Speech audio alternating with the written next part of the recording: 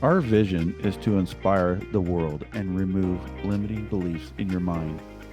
At Sprinkle with Hope, our mission is to inspire you to live your best life by sharing stories of hope, resilience, courage, and overcoming adversity. We believe that everyone has the potential to lead a joyful, fulfilling life, and we hope to encourage and motivate you to pursue your dreams. Welcome to the Sprinkled with Hope podcast.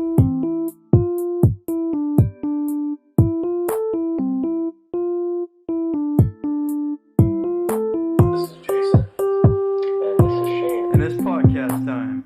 Welcome to your Sprinkle with Hope podcast and your host, Jason. And we are so excited today to welcome our guest, Phylicia Masonheimer. She wrote a book called Every Woman is a Theologian, and that's kind of her mantra, is just being theology, talking about Christian and you know her faith.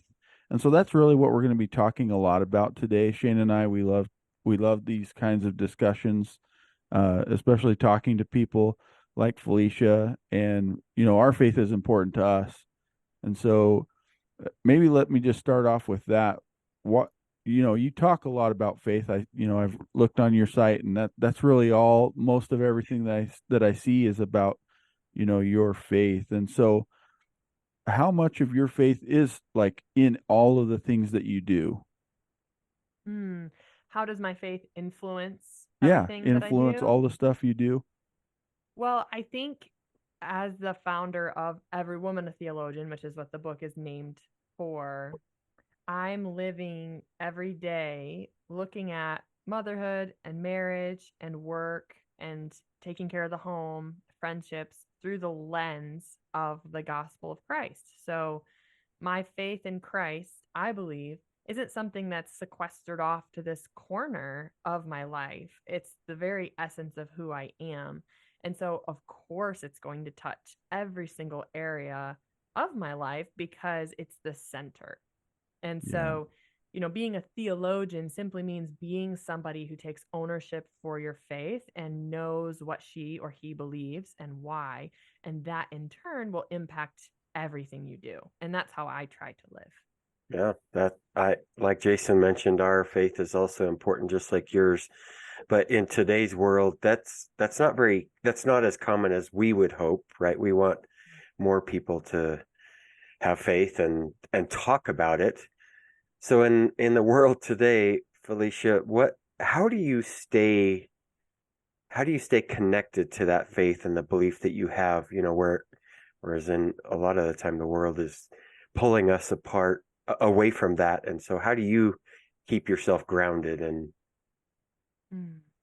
I have two major things. So the first seems really obvious, but in today's culture, it really isn't. It's literally just studying the Bible. What does the Bible say about what faith is and how it transforms us and what it does to our lives and how we treat people and how we view ourselves and how we raise children and all of those things? The Bible speaks to all of that. Now, it speaks often in these very broad, big principles about who God is, and understanding who He is helps us understand our life and ourselves. It's really a story about God. The Bible isn't a self help book. Now, you'll be blessed by it, but it's not a Yeah. self help book. So we start there. I start there. And then the other thing that really helps me is being in healthy community with people who do the same thing, that they also are seeking to follow after Christ and be changed by him. And so they're people who I can trust to speak into my life, to help me navigate marriage or work decisions or parenting decisions, because I know that they're tapped into that same source of wisdom and they can give counsel and an outside perspective. And so between the two, you know, the world is crazy, but I have these anchors, if you will, to help navigate the things that are going on in the culture. So you're not like hiding from culture, but you're equipped to engage with it. Awesome. Love it. You know, one thing that as you were kind of speaking, and I'll just ask you this question, but you know, you brought up marriage a couple times. Is there any kind of things that you've learned along the way that would help or or give a tool to somebody to help them work through some of those difficult things in marriage?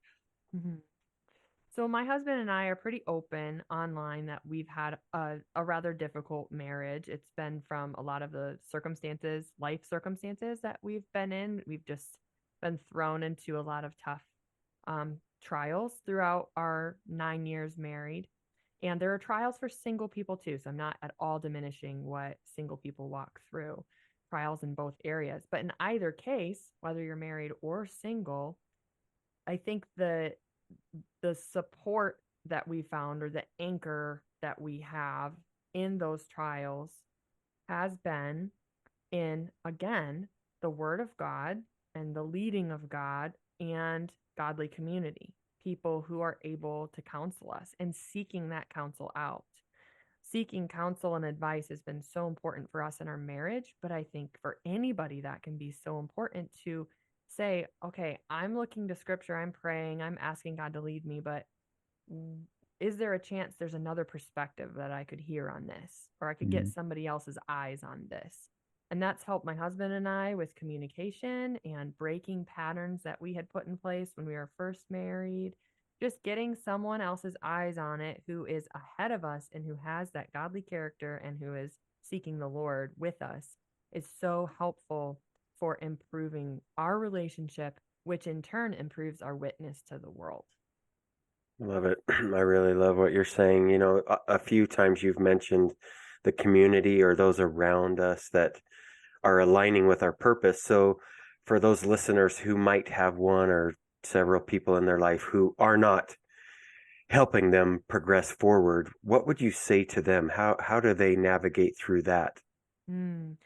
So, something that I've learned over being in ministry is that you have people in your life who are your spiritual equal or spiritually more mature than you. So, those are the people who I would have in my innermost circle. They're my counselors, advisors, my friends, mentors. So, you're progressing either at the same pace or they have experience ahead of you. But then you also have people in your life who are spiritually less mature than you, or maybe at one point you were spiritually in the same place and then you began growing, and in a sense you almost outgrew them. And so now you're kind of navigating this tension where they don't understand your commitment to God, or they aren't progressing in their character the way you are, and it's causing this difficulty. So our culture says often, if somebody's not serving you or dragging you down, you need to cut them out, just cancel them, get them out. It's toxic. And we definitely do need biblical boundaries. I'm not saying we shouldn't have boundaries, but I do think we need to recognize that as Christians, at least, we're to both be taught and we're to teach, to be discipled and to disciple. So, what it may mean is you have a person who is kind of stagnant or is in unhealthy patterns. That person may be an opportunity for you to mentor or disciple, even if it's not like a formal relationship that way. Like they don't know Yeah. that necessarily, Right. but you're leading by example while you're also being taught. So in my own life, those discipleship relationships are not my innermost circle. There's a boundary there. Those are kind of the next circle out, like the acquaintances. I love them, I'm there for them, but the relationship is not the same. So you're not cutting them off, but you're also creating a boundary, and you're recognizing that this person is valuable and valued by me, but my role here is more of spiritual leadership and mentorship versus being led by this person. Mm, Great advice. that is great advice. I love that. You know, I Shane and I, we often talk about fear, and I always like to get people's insights and take on what fear is, and kind of what your definition, or what kind of holds people back, from moving through that fear, if they're faced with something that's difficult that's in their path. I always just like to pick people's brain about this particular subject. Hmm. Well, I recently saw something written on fear by my friend Jeremy Jenkins, who runs an apologetics ministry called All Things for All People.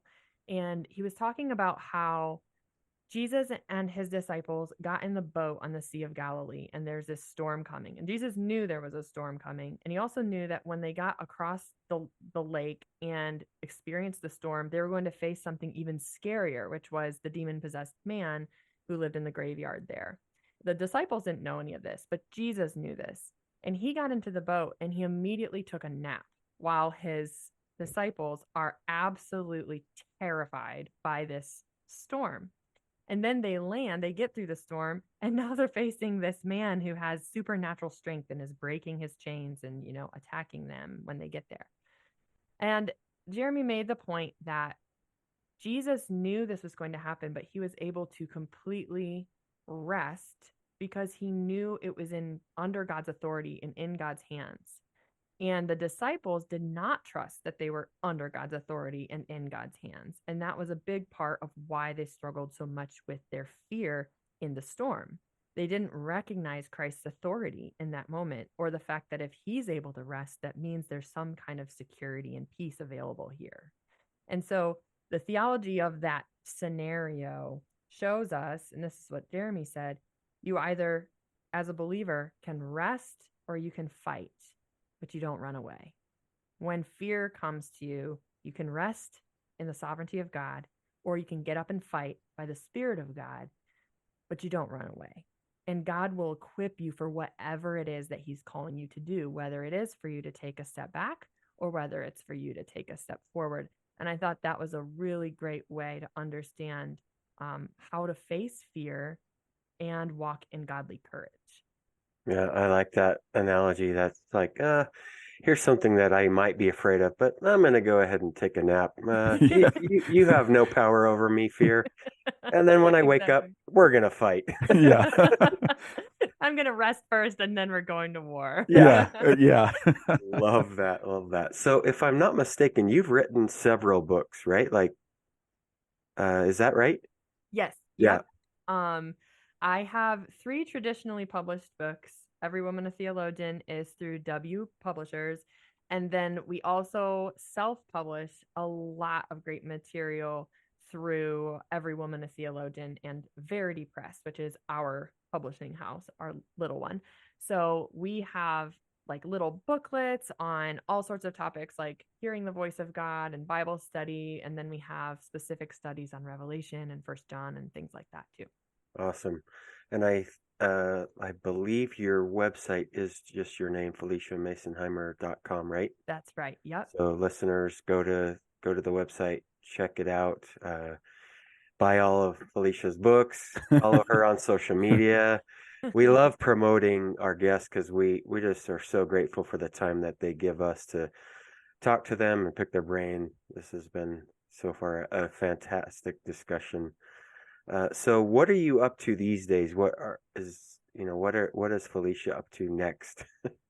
So after we launched Every Woman a Theologian, which is the current book, and that just walks people through the basics of Christian teaching, we are working on some new Bible studies, probably on Leviticus, and then we're working on some little booklets. We call them quick theology booklets. They're like tiny, quick treatments of topics that our listeners and readers are really interested in hearing more about. So it might be how to pray. It might be, does God forgive sexual sin? We have one on that topic. It might be a question of how to teach kids about the Trinity. Whatever it is related to theology, we'll find out what our readers want to know more about, and then I'll research it, and our team will format a nice product. And we try to keep our products as low cost but ethical as we can. So we don't use sites like Amazon. So we put it all through our own website and we print it ourselves. And we try to just produce things that meet the needs that we see come through in email and through social media. That's so cool. Yeah, I could get behind something like that for sure. That's awesome. So near the end of the podcast, Shane and I, we have a thing that we call the double down dose. And it's these 2 final questions that we ask everybody. And we may sprinkle a third one there, just depends. But so the first question of the double down dose is, what is your definition of hope? I was just thinking about this, that hope, I think it's described as faith in Hebrews, but I always think of it when the verse that says, faith is the assurance of things hoped for. Mm-hmm. So what are we hoping for? I think it's almost like setting your sights on the things that are true and good and beautiful. That's what hope is to me. It's looking up and forward, not necessarily like a goal, because a hope and a goal are different, right? A goal is Right. a benchmark and you kind of have control over it, whereas a hope, you don't always have control over it, which is why faith comes into play. So I think of hope as believing the best, seeing what is true, good, and beautiful even before it happens.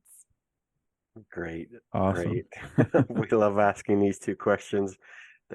Again, we say this a lot. They seem so simple, but if we could script it, people would just go, "Whoa, I've never thought about that." So the second question of Double Down Dose is, how would Phylicia describe love? Mm. Love is choosing the very best for someone, even when it costs you something. Mm. And I take that from how Christ modeled it, and from the fact that God says he is love, but he's also holiness. And those two character traits aren't opposite ends of a spectrum. They're two sides of the same coin. He can't be truly loving unless he's holy, and he can't be truly holy unless he's loving. Because if God is all love and no holiness, we can't trust his love.